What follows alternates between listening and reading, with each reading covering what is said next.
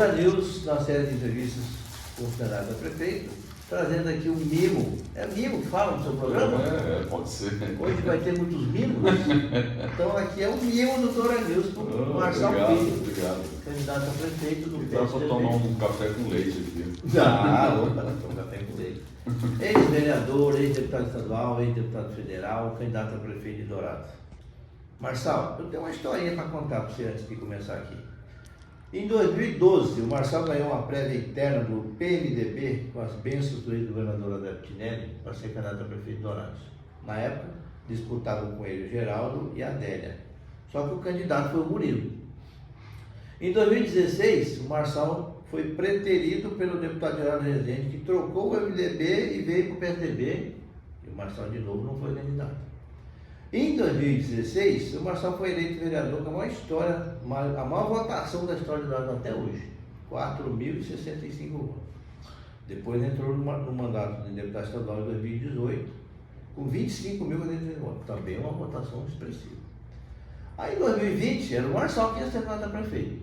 E eu escutei pela 94 FM ele dizer o seguinte: estou servindo muito mais daqui do que sair por aí falando em eleições, enquanto as pessoas choram a perda de seus entes queridos. Era a Covid que estava chegando. Barbosinha foi o candidato. Marçal, desde 2012, você vinha querendo ser prefeito, preterido ou abdicando das candidaturas? Teve alguns momentos que eu queria muito ser candidato, disputei inclusive convenção dentro do partido, perdi a convenção. O partido preferiu indicar o vice do que me colocar como candidato. Perdi na convenção, a convenção que foi realizada na Câmara Municipal, na época eu era do PMDB. Em outro momento eu fui convidado pelo PSDB para ser candidato a prefeito. Estava tudo certo para isso e aos 45 minutos do segundo tempo o Geraldo entrou no partido e o que alegaram para mim é que, pelo fato dele ser deputado federal e eu não ter sido reeleito deputado federal, ele tinha primazia para ser o candidato. E novamente eu não pude ser candidato. E teve alguns momentos, como esse que você citou aí, que eu era deputado estadual, estava no meio do mandato e por duas razões eu não fui candidato a prefeito. Uma porque teria que renunciar ao cargo de deputado estadual, que eu tinha acabado de ser eleito. Eu acho muito ruim isso, você acabar de participar de uma eleição, se eleger e daqui a pouco ser candidato, porque deputado estadual, ele é deputado estadual do estado inteiro, né? Você recebe votos em outros municípios também. E pelo fato de que nós estávamos em plena Covid e era uma loucura assim, o número de pessoas precisando de alimentos, uma coisa que eu não via fazia muito tempo, era de muita gente pedindo alimentos. Nós tivemos uma crise muito séria, muito grave em relação a isso. E aqui, através da Rádio 94, a gente fazia uma grande campanha e conseguia ajudar muita gente, estava muito envolvido nisso, né? Então, naquele momento, eu achei que não deveria disputar a eleição. Você hoje é o candidato oficial de um grupo constituído aí por 9 partidos. O governador Eduardo Rito, o ex-governador Reinaldo. E no seu partido tem 4 deputados, na sua coligação tem, em tese, 4 deputados com mandato. Lia Nogueira, Renato Câmara, do MDB, o Geraldo, que é deputado federal, e o Zé Teixeira, que é cogitado aí como seu principal padrinho desse projeto. Onde que está esse povo aí na sua campanha? Bom, cada deputado, cada político tem o seu estilo, né? Tem uns que preferem se mostrar mais, né? Se colocar mais, aparecer mais, participar de reuniões, participar de caminhadas. Tem outros que preferem apenas fazer rede social. Tem alguns deputados que estão cuidando de várias campanhas no estado, então não tem muito tempo para participar da campanha aqui. O que eu acho mais importante, Clóvis, nessa questão toda, além do apoio do governador Eduardo Rito, do vice-governador Barbosinha, dos deputados estaduais na campanha eleitoral, é o depois, né? É o depois da eleição, porque Dourados vive uma situação muito difícil hoje, em termos de administração pública. Nós temos uma verdadeira estagnação nos últimos anos aqui, em termos de investimentos, de obras estruturantes, e mesmo das necessidades básicas. E aí é necessário que você tenha um apoio muito forte de deputados federais, de senadores, de deputados estaduais, de governador. Os deputados federais e senadores hoje, eles praticamente estão com o dinheiro do governo federal nas mãos. Sim. O governo federal em si, o presidente da República, tem pouca manobra de investimento hoje. Nós estamos vivendo verdadeiramente um governo parlamentarista, por incrível que pareça. É verdade. Quem manda são os deputados federais e senadores. Eles é que estão com os recursos, porque tudo passou a ser emenda impositiva. Na minha época, quando eu era deputado federal, as emendas impositivas, aquelas que o governo é obrigado a pagar, eram só as emendas individuais. As emendas de comissão, emendas de orçamento, emendas de bancada, o governo pagava se quisesse. Ele podia fazer manobra política, ele dava para os companheiros e tal, não liberava para a oposição. Hoje não, tudo isso aí é impositivo, o governo é obrigado a pagar tudo.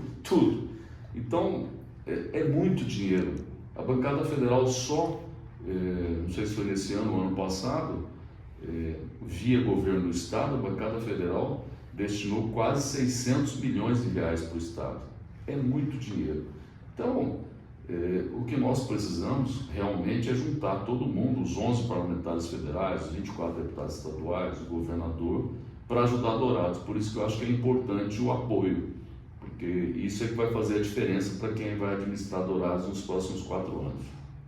É lá em Brasília, então, que deve estar o resto do dinheiro que não chegou para o CEIM do Parque do Lago, que não chegou para o CEIM do Jardim Vitória, que não chegou para o CEIM da Citioca Campina Verde.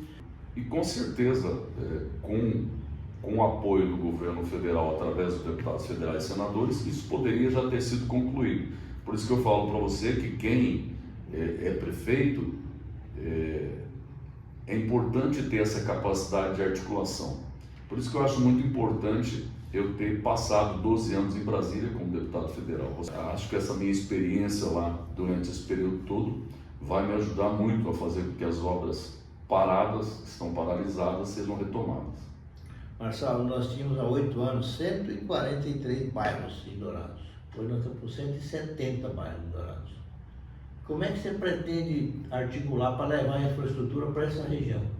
Expandiu demais a cidade, tá? Chegando lá no FGD, cara. Esparramou. A partir do momento que foi aprovado o aumento do perímetro urbano de Dourados, ela se estendeu demais. Ela podia ser mais adensada, mais vertical e não tão horizontal assim, né? Se você pegar lá pro outro lado da BR-163, você pega a região lá do Dioclésio Artuz, do Aço Figueiredo, do Guaicurus, é uma outra cidade. É outra cidade. Você pegar as Sitiocas, por exemplo, ali na saída para Carapó, tanto Sitiocas Campina Verde como Sitiocas Campo Belo, a concepção desses empreendimentos, à época, foi de pequenos sítios, zona rural mesmo, né? Para a pessoa criar lá uma vaquinha, um porquinho, uma galinha e tal. A partir do momento que ampliou o perímetro urbano, as pessoas passaram a pagar IPTU, passaram a pagar taxa de lixo, só que os benefícios não chegam lá. Sitiocas Campo Belo, por exemplo, não tem rua para as pessoas andarem. Não tem 1 metro de asfalto em nenhuma dessas sitiocas. Iluminação pública bastante deficitária. Transporte coletivo, em alguns lugares, chega, mas quando chove não tem como entrar. Entendeu? Então, não foi legal essa história de ampliar o perímetro urbano dessa forma. E não dá para voltar atrás. Não dá. As pessoas estão lá. Não dá. Então nós temos que encarar isso. É uma realidade, não adianta tapar os olhos. Existe essa realidade e nós temos que buscar recursos. Daí a necessidade de ter essa articulação, por exemplo, para levar asfalto para essas sitiocas com recursos do governo do estado ou do governo federal, para levar os serviços públicos básicos da prefeitura. Tem várias áreas que precisa construir postos de saúde. Aí você precisa ter o custeio para isso, ter médicos à disposição, ter os materiais básicos para isso, né? Aí depende muito de gestão. Eu acho que o que Dourados sofreu nesses últimos anos foi falta de gestão. Marcelo, você está dizendo sobre articulação para recompor Dourados. Nós temos um estádio chamado Douradão, que hoje é um patrimônio que, se você for prefeito, você vai herdar também. Avaliado em 185 milhões de reais, faz parte da estrutura do município. Foi o André Piquerelli, inclusive, que passou por Murilo, esse Douradão. Nunca encheu esse estádio até hoje. É o estádio maior do mundo. Eu me lembro de uma frase do Albino Mendes, né? Quando eu trabalhava com o Albino Mendes lá na Rádio Pública. Ele era comentarista de futebol do Zé Guerreiro. Trabalhamos juntos lá. Isso, trabalhamos lá, né? E ele falava assim, o maior estádio do mundo é o Douradão, porque nunca encheu, né? Ele dizia, né? Partindo desse princípio, o que nós vamos fazer com esse patrimônio? O que nós podemos fazer para retomar aqueles esporte amador, esporte escolar, os talentos esportivos, projetar Dourados nessa área? Eu acho que ali o Douradão, pela área que tem, pela estrutura que tem, dá para fazer um centro de múltiplo uso ali numa parceria público-privada, né? Trazer uma indústria, uma empresa para revitalizar aquilo ali, para servir para a prática esportiva, não só do futebol amador, não só do futebol profissional, não só dessa modalidade, mas de outras, dependendo do que for feito lá. Eu acho que esse exemplo de parceria público-privada já existe em vários lugares. Tem dado certo. E o pessoal tem interesse nessas grandes empresas, tem interesse em unir a marca delas a atividades esportivas, né, ao bem-estar, à saúde e tal, né? Eu pretendo fazer isso, né, fazer uma articulação para que uma grande indústria, uma grande empresa possa abraçar essa ideia e fazer daquele lugar lá ser proveitoso para as famílias, para os estudantes, para os atletas, para a gente formar atletas olímpicos aqui em Dourados e tal. Nós temos tido muitos exemplos de jovens que saíram daqui, que se despontaram mundo afora em várias modalidades esportivas, às vezes sem nenhum incentivo público, mas eu acho que fazendo essa parceria nós vamos conseguir usar realmente o Douradão, né, que não é subutilizado, né, melhorar a estrutura dele e tal. Um exemplo dessa parceria pública e privada aqui em Dourados é o Sicredi com o Hospital do Amor, por exemplo. Com certeza, Excelente iniciativa. O Sicredi bancando, né, a construção de um hospital, né? Quer dizer, há essa possibilidade, né? Porque esporte é saúde, né? Esporte é bem-estar. Então, qual a empresa que não vai querer investir nisso e ligar a marca dela a esse tipo de coisa, né? Então, é um bom caminho isso. A usina velha é outro patrimônio nosso. Está ali, parada. Todo governo que entra tem dinheiro para arrumar, vai buscar em Brasília, vai anunciar o convênio. E foi projetado para ser um espaço de formação, inclusive de mão de obra, na época, serraria, carpintaria, oficina mecânica, e não andou. O que nós podemos oferecer como atrativo cultural na gestão, Marcelo? Você sabe, Clóvis, que essa é uma área que é muito deixada de lado, né? Nós estamos falando aqui fora do ar, aqui em off, né?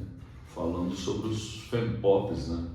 Você foi uma grande liderança aqui, era presidente da União Douradense de Estudantes, e eram realizados festivais. Para quem não sabe o que era FEMPOP, o FEMPOP unia todas as escolas da cidade numa grande disputa sadia, que era uma disputa musical, né? As pessoas soltavam as vozes, fazia primeiro as eliminatórias nas escolas, dali saía os representantes das escolas. Você foi apresentador? Eu apresentei o FEMPOP. Era uma loucura, assim, porque unia a cidade inteira, era um festival enorme. Eu acho que isso tem que ser resgatado, porque isso envolve todos os alunos das escolas, envolve professores, envolve os familiares desses estudantes, envolve a comunidade.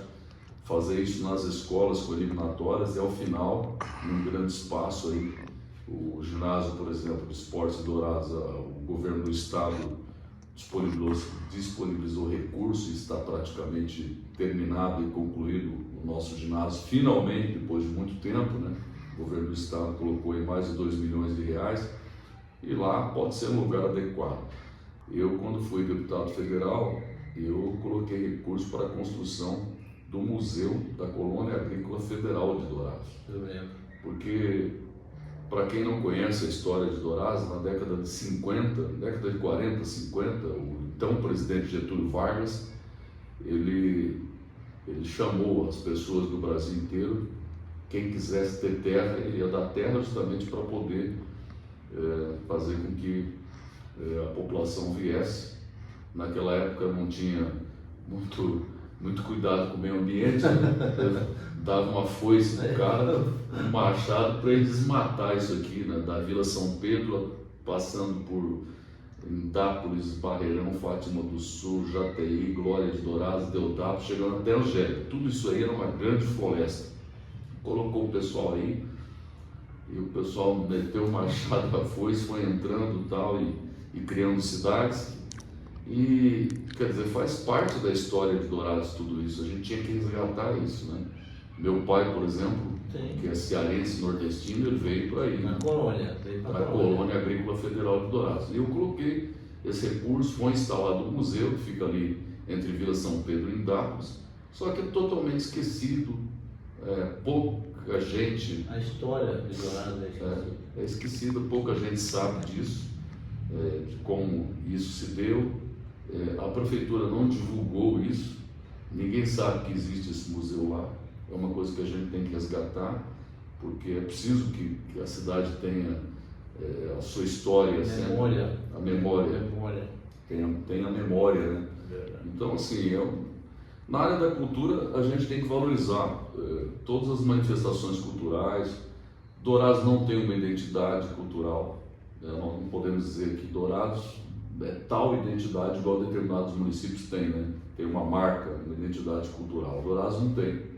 São várias manifestações culturais, mas nós não formatamos isso ainda, nós não fizemos nada para que isso acontecesse.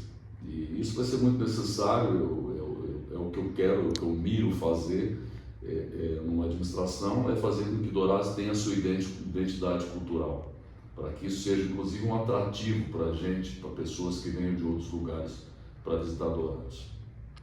Falou em meio ambiente aí, nós temos hoje um problema em Dourados, que é a coleta do resíduo domiciliar. A coleta do lixo, a famosa coleta do lixo. E no meio da coleta do lixo tem a taxa do lixo. Você vai acabar com a taxa do lixo? Quem disser que vai acabar com a taxa de lixo está mentindo, né? Porque a taxa de lixo, a partir do momento que ela foi instituída, o prefeito não pode abrir mão de receita, né? Senão ele incorre em crime de responsabilidade fiscal, né? Aliás, crime de improbidade administrativa, né? Então, em hipótese nenhuma, nenhum candidato a prefeito pode dizer, não, eu vou acabar com a taxa de lixo. Isso não é possível. Era possível não ter criado a taxa de lixo, né? Isso era possível. O atual prefeito criou a taxa de lixo, dizendo que era uma lei federal, e realmente era uma lei federal, mas não era necessário ser criada, porque a coleta de lixo já era feita com o recurso que a prefeitura tinha. Ele poderia ter tomado a atitude que o prefeito de Carapó, André Nézia, fez, que foi entrar na justiça e falar, não vou cobrar a taxa de lixo, porque não há necessidade de criá-la. Mas ele resolveu criar a taxa de lixo. Hoje não tem como ninguém tirar a taxa de lixo, mas você tem que adequar ela. Existe uma série de distorções em relação à taxa de lixo. Tem gente que não tem condições de pagar o valor que paga da taxa de lixo. Então, isso vai ter que ser revisto, vai ter que ser discutido com a Câmara de Vereadores, que é quem aprova a lei, para ter várias modificações em relação a isso, várias discussões em torno disso, né? Porque hoje, às vezes, a pessoa paga a taxa de lixo num valor e o vizinho dele paga num valor maior ou menor. Há muitas distorções em relação a isso, muitas reclamações. Então nós vamos ter que estudar esse assunto, principalmente naquela velha máxima de que quem pode mais, paga mais, quem pode menos, paga menos. Isso vai ter que ser sempre assim em relação a imposto, a taxa. As pessoas que não têm condições de pagar, não pagam. As pessoas podem pagar pouco, pagam pouco, e as pessoas podem pagar muito, pagam muito. Isso em relação a qualquer tipo de tributo em qualquer lugar do mundo, né? Uma coisa que está predominando nessa reta final da campanha é a questão da saúde. O horário eleitoral está lá, está faltando isso, o outro fala, está sobrando isso. Como é que está a polarização aí da saúde? O que você pensa? O que você está vendo da saúde nas suas andanças? Muito ruim, muito mal, muitas reclamações, já não é de hoje, já faz anos, né? O prefeito, inclusive, tem mania de dizer assim, não, Marçal fala mal de mim, Marçal fala mal da administração. O que ocorre é que na minha emissora, na Rádio 94, desde o início da implantação dela há quase 23 anos, eu sempre abri espaço para as pessoas falarem. Então as pessoas é que falam. Tem época que as pessoas falam mais, tem época que as pessoas falam menos. Dependendo de quem está na administração, o número de reclamações diminui ou aumenta. Durante quase 23 anos sempre foi assim. Então há uma constatação das pessoas em relação à realidade que elas vivem. E elas manifestam isso porque elas podem fazer isso anonimamente. É o papel da imprensa, é o papel do meio de comunicação, então sempre foi feito isso. E isso serviu de termômetro para mim, para que eu conhecesse a realidade dia a dia das pessoas. E sem dúvida a saúde é o ponto principal, é o ponto mais grave que existe. Porque hoje você tem falta de medicamentos, e às vezes de medicamentos básicos, como dipirona, você tem falta às vezes de material de limpeza, que os próprios funcionários levam para o posto de saúde material de limpeza, inclusive papel higiênico. Então, na minha opinião, houve também falta de planejamento, porque quando você vai fazer uma compra, você vai fazer a compra do mês para a sua casa, você sabe mais ou menos a quantidade de arroz que você vai precisar, de feijão, assim como você tem que fazer um planejamento dos 4 anos da sua administração. Você sabe, bom, durante 4 anos vai precisar disso, posto de saúde lá do Santo André, o posto de saúde da Cachoeirinha, o posto de saúde do Maracanã, você sabe mais ou menos o número de pessoas que estão ali sendo atendidas. Então você vai fazer as compras sempre de acordo com esse volume de pessoas, com essa quantidade de pessoas, e você vai colocar um plus a mais, porque Dourados cresceu em 2 anos, aí nós saímos de 243 mil habitantes para mais de 260 mil habitantes. Então, na minha opinião, falta planejamento em relação a essas compras. Falta remunerar melhor os médicos especialistas para você atraí-los para o serviço público, é isso que nós vamos fazer. Tem horários, por exemplo, que os médicos nas suas clínicas ou nos seus consultórios têm um movimento menor, eles podem perfeitamente atender o serviço público, desde que você pague para ele pelo menos o valor que ele recebe do plano de saúde, porque só a tabela do SUS não atrai ninguém, é insuficiente. Essa questão. A outra questão são dos exames e das cirurgias que demoram para ser realizados. Aí vem a parceria novamente do governo do estado. Eu conversei com o governador Eduardo Riedel e a gente fez um compromisso de, a partir do ano que vem, eu estando na prefeitura, nós vamos fazer um grande mutirão para zerar essas filas no primeiro momento de exames e de cirurgias.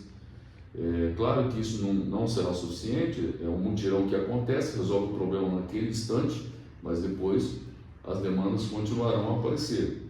Aí nós temos, possivelmente no início do ano que vem, o funcionamento do hospital regional, que foi uma emenda que eu apresentei em 2014 como deputado federal. O governador Eduardo Riedel agora está terminando. Está 10 anos essa obra, não é muito tempo não. Eu acho. Infelizmente, em 2014, quando eu apresentei a emenda, eu não me reelegi deputado federal, então eu não pude tocar essa obra, colocar recurso. Ainda bem que o governador Reinaldo abraçou a ideia e tocou o hospital. Agora o Riedel vai colocar em funcionamento. Aí vai desafogar o atendimento do Hospital da Vida, nós vamos poder melhorar ali. Ali tem na área do Hospital da Vida, não sei se você conhece ali, o Hospital da Vida não oferece infraestrutura nenhuma, né? Infraestrutura física. Aí tem um outro espaço que é o núcleo de saúde do governo do estado. Qual é que é a minha proposta? Nós vamos retirar o núcleo de saúde dali e ali nós vamos fazer uma estrutura do Hospital da Vida. Ali nós vamos ocupar aquele terreno que é da prefeitura, aquele terreno onde está o núcleo é da prefeitura. É da prefeitura, é o contrário. Por incrível que pareça, do Hospital da Vida não é da prefeitura, do Hospital da Vida é particular, tem uma série de... Tem uma demanda para resolver. Tem demanda judicial. Então o que a gente vai fazer? Vamos fazer uma estrutura física ali onde é o núcleo do hospital regional para ser o hospital municipal, o Hospital da Vida, né? Aí a gente vai melhorar essa estrutura. Nós já temos. E dá para fazer essa transição por conta da vinda do hospital regional, que vai ter mais de 200 leitos e tal, vai ser um hospital de retaguarda, né? Porque o Hospital da Vida hoje está sozinho, está atendendo todos os municípios da região na urgência e emergência. Tem a macro-região aí, né? Que cai tudo aqui. Exatamente. Com o regional a gente vai ter um hospital de retaguarda. Então, essa parceria com o governo do estado vai ser muito importante para isso. Agora sim, Clóvis, a saúde está tão mal assim que se a gente for falar dela aqui, do pai que eu consegui lá ao lado da UPA, que não tem neuropediatra, não tem psiquiatra infantil para atender as crianças com TDAH, com transtorno do espectro autista. Eu considero esse projeto de suma importância, foi uma ideia minha, um projeto meu, e nós vamos fazer com que isso aconteça. E o índice cada vez mais aumentando. Aumentando, a demanda é muito grande, as mães atípicas aí sofrem muito com isso, com essa falta de atendimento, porque tem que ser um atendimento contínuo, não pode parar. Então, assim, é uma gama de problemas que a gente tem na área da saúde que a gente só vai resolver num sistema que começa governo federal através do SUS, governo do estado e prefeitura, né? Nós temos que estar muito convictos de que só com essas parcerias é que as coisas vão funcionar. O isolamento, como hoje acontece, hoje nós temos um sistema de regulação da prefeitura e temos um sistema de regulação do governo do estado que a prefeitura não aderiu. Então, muitos pacientes são colocados para outros municípios para serem atendidos em outros hospitais e não são atendidos aqui em Dourados. São daqui de Dourados e são mandados para outros lugares, justamente porque a prefeitura não aderiu ao sistema de regulação. E eu conversei já com a doutora Angélica, que é superintendente do governo do estado na área de regulação, para nós mudarmos isso, para nós privilegiarmos as pessoas que moram em Dourados a serem atendidas aqui e não ter que se deslocar para Ponta Porã, às vezes para Coxim, às vezes para Costa Rica. É uma loucura isso, imaginou? A pessoa que não tem condições tem que levar a família junto para dar um suporte. Então, assim, é complexo, mas tem como melhorar muito. Educação. O professor reclama o piso nacional, o professor reclama espaço para a mãe deixar o filho, enquanto vai dar, a própria mãe, professora, não precisa deixar o filho, aluno, quando não está estudando ainda. Como é que nós vamos fazer com esse contingente aí? Você falou do CEINS, né? Nós vamos retomar o CEINS justamente para que as mães possam deixar os seus filhos no CEINS enquanto trabalham. E CEIN é educação infantil. Sim, também. É a base. É a base de tudo ali que começa, né?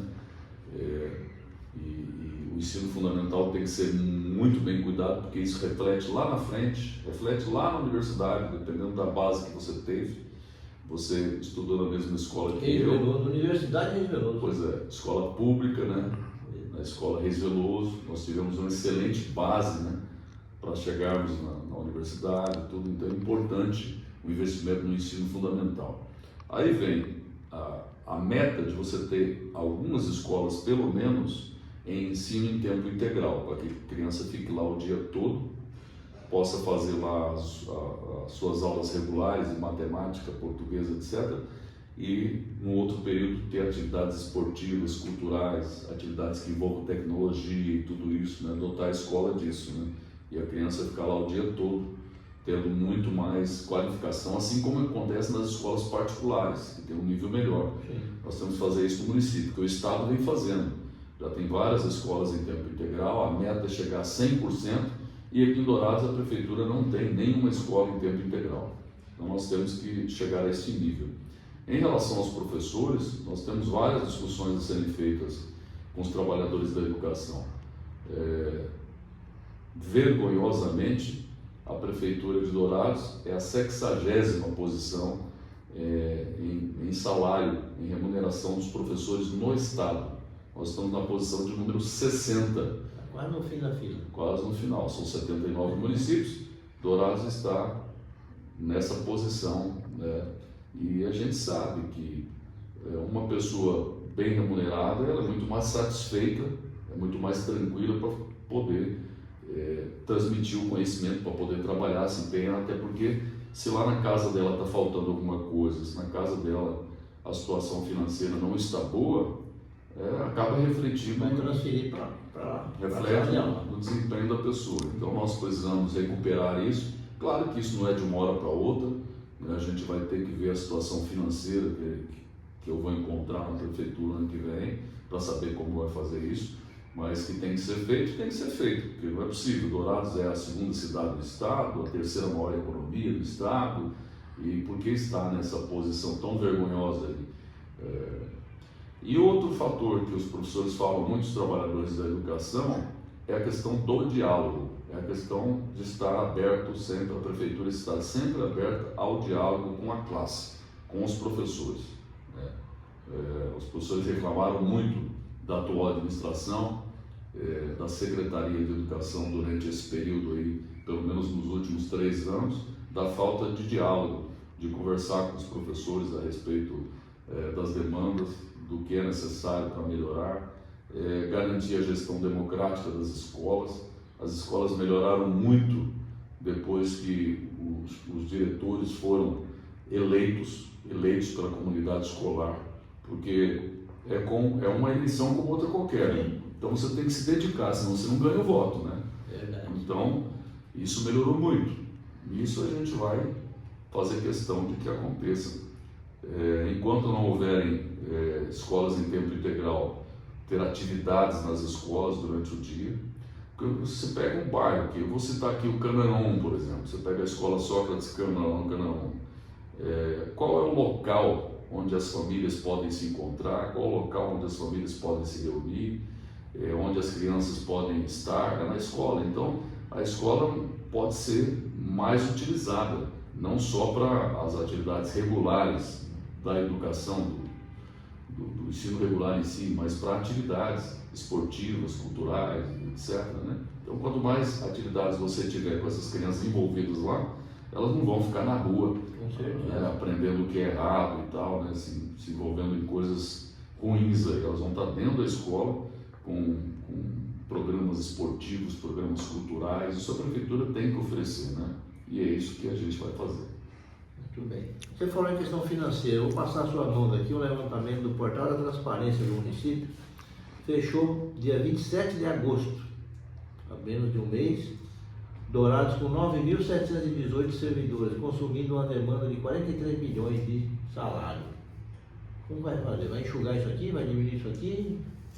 Bom, preciso ficar bem claro aqui. Tomara que o pessoal do prefeito não faça o que fez da última vez, que eu fiz um discurso dizendo que iria diminuir o número de assessores, iria diminuir o número de cargos comissionados, porque tem muitos assessores que não fazem nada lá, tem muitos cargos comissionados que nem têm função. Eu vou diminuir pela metade isso aí. Então, o que eu disse foi em relação aos cargos comissionados, não em relação aos servidores públicos, porque não tem mágica, certo? Você está colocando aqui, são 9.718, que consomem mais de 43 milhões da folha. Não tem milagre.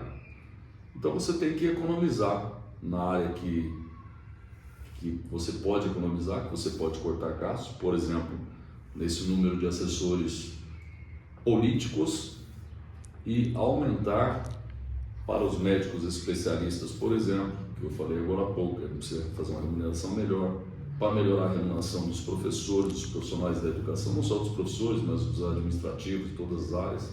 Então você tem que privilegiar essas áreas essenciais, essas áreas que não pode faltar dinheiro, e cortar gastos. Nós temos como cortar gastos em vários setores, e é isso que eu vou fazer.